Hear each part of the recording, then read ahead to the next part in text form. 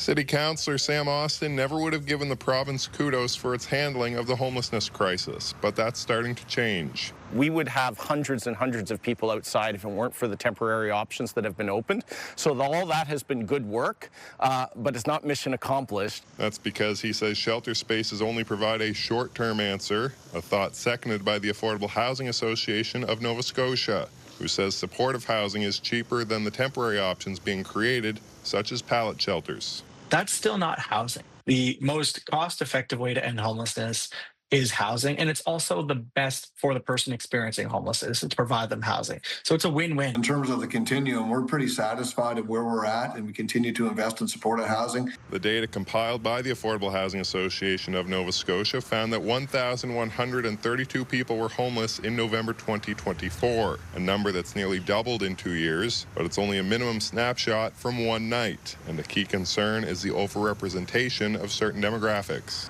16% of the people experiencing homelessness were Indigenous when compared to their only 3.8% of our population. That was significant. 19.3% of the people we talked to were African Nova Scotian when they only represent 4.7% of the population. He says it's those communities who tend to face homelessness longer, and it's often more difficult to find indoor options. One of the organizations who manages pallet shelters says they've been a help. Beacon House tries to get people into the next steps of housing after a few months, but that's getting more difficult to achieve. There are some that are starting to be here quite a while, more than the months that we would prefer.